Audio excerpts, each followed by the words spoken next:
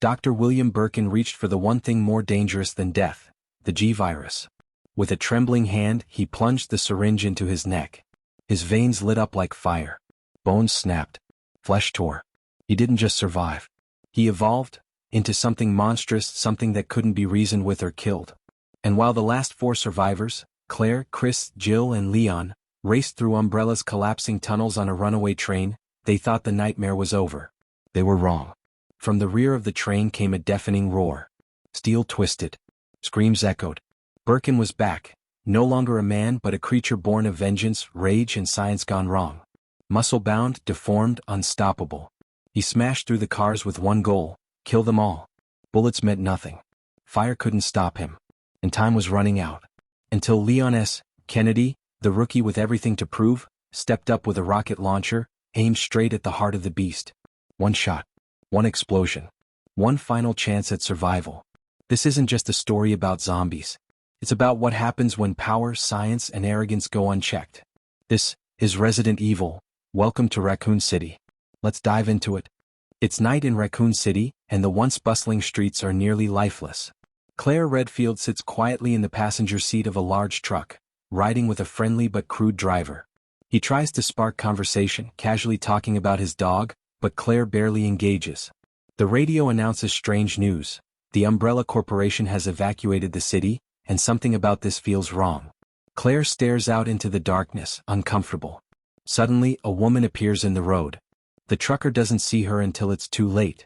There's a brutal thud as the vehicle strikes her, sending her body sliding across the wet road. They stop. Claire is shocked, demanding to check on the woman. As they get out, the man's dog runs to lick the blood pooling on the pavement. But when Claire turns, the woman's body is gone. Just a stain of blood remains. The driver is confused but brushes it off, too eager to keep moving. Claire looks into the woods. There's no sign of the woman, but something doesn't feel right. Rookie Officer Leon S. Kennedy is fast asleep behind the front desk. The place is quiet, eerily so. Chris's partner, Jill Valentine, is more blunt. She throws a plastic ketchup bottle at Leon's head, waking him instantly.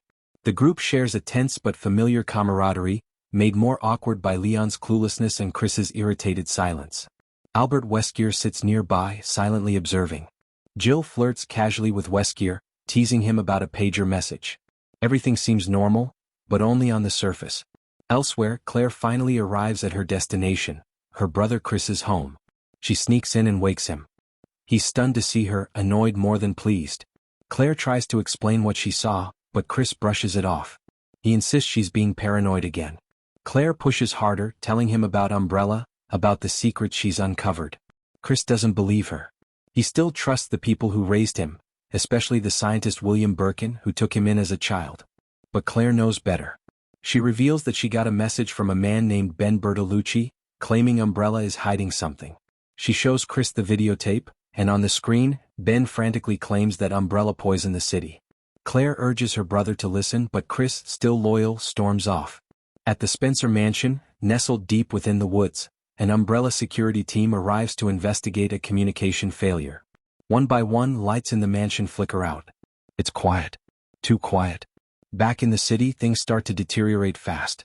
The trucker from earlier begins to bleed from his eyes while driving. The dog, now infected, whines in the back. At the police station, chaos is about to break loose. Chief Irons arrives in a panic, scolding Leon.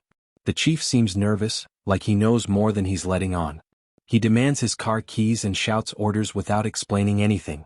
Leon, still confused, tries to process what's going on. Outside, the city is starting to unravel. At the mansion, Chris, Weskier, Jill, and their team enter. It's dark. The place seems abandoned. But down the hall, another is attacked by a grotesque, pale creature. Its face is half-eaten, lips torn, eyes blank. It lunges. Gunshots ring out. Chris and Weskier find the injured officer. He's bleeding out. They radio for help, but the signal is garbled. Something is in the mansion with them, and it's not human. Inside the mansion, Chris finds a woman, but something's wrong. She turns slowly, revealing her face, hollow, torn, monstrous. She snarls and lunges. Chris fires, killing her. He turns only to be attacked by more. Gunfire echoes through the halls as he fights off the undead, retreating into darkness. Leon finally makes it to the armory. He's shaken but grabs a shotgun. Claire joins him, preparing for what's coming. At the station, Chief Irons returns, bloodied and angry. He shouts that they need to leave now. Claire demands to know the truth. He breaks. Umbrella did something massive. The city's water, the people, the sickness, it's all connected. The corporation is covering its tracks. And now the whole city is doomed. Inside the police station, Claire, Leon, and Chief Irons try to figure out their escape route. The chief, clearly panicking, reveals there's a hidden route out of town via an umbrella tunnel under the city. He wants to leave immediately, but Claire insists they wait to see if her brother Chris is still alive. They head toward the orphanage, the same place where Claire and Chris once grew up. Irons says Umbrella built tunnels beneath it. A horrifying mutated creature lunges at him in the darkness. Long tongue, grotesque features. It grabs him, slamming him down with brutal force. Irons screams, blood sprays, and the creature disappears with him into the shadows. The monstrous liquor returns, the same creature that killed Irons. It crawls across the ceiling and drops down, snarling. Its claws slash the air as it charges. Lisa steps between them and the monster, fighting it off with monstrous strength. Claire and Leon watch in horror as she rips the liquor apart. When it's over, Lisa disappears back into the dark. The tunnel lies open before them. Meanwhile, at the Spencer mansion, Chris and Jill fight through another wave of infected. The rooms are dim, the walls splattered with blood. Weskier, acting on his own secret orders, locates a hidden piano room. He plays a specific melody. The keys unlock a hidden door, revealing a private lab behind the mansion walls. Weskier walks into it, mesmerized. Inside the lab, he finds William Birkin and his wife Annette preparing to escape with vials of the G-virus and T-virus. Weskier holds them at gunpoint, demanding the virus samples. He's been ordered to retrieve them by an unknown organization. Birkin refuses. He lunges. Weskier shoots him. Annette panics and grabs a gun. A shot rings out. Weskier is hit. He fires back and kills her. But it's too late. Birkin has already injected himself with the G-virus. Outside, Jill and Chris hear the shots and race toward the lab. They find Weskier bleeding out. In his final moments, Weskier explains that Umbrella plans to wipe out the entire city by sunrise. His betrayal, he says, wasn't personal, he just wanted to escape. He warns Jill and Chris to run. Then he dies. Birkin's body begins to twist and expand. His limbs bulge, eyes boil. Bones snap and reform. A monstrous scream echoes through the lab. Birkin has mutated. His skin tears open as something inhuman emerges. Claire and Leon navigate the umbrella tunnel under the city. They find a map and supplies in the orphanage corridor, leading them toward the same underground lab. As they move forward, the walls quake. The city above them is falling apart. Jill and Chris reunite with Claire and Leon in the lab's lower corridor. The group is finally together. Chris looks at Claire, shocked and relieved to see she's alive. They locate a freight train in the tunnel, the last possible escape. It's old, dusty but functional.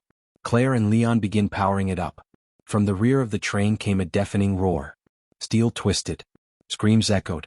Birkin was back, no longer a man but a creature born of vengeance, rage and science gone wrong. Muscle-bound, deformed, unstoppable. He smashed through the cars with one goal: kill them all. Bullets meant nothing.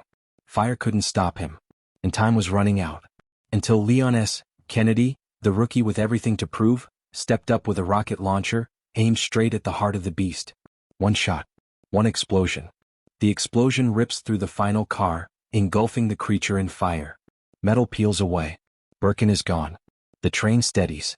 Silence returns. The sun begins to rise. Outside, the remains of Raccoon City smolder. Smoke trails into the sky. Umbrella's secrets are buried in ash. If you enjoyed this video and want to catch my next movie, don't forget to hit that subscribe button and turn on the notification bell so you never miss a moment. Big things are coming, and you won't want to miss what's next. See you in the next one.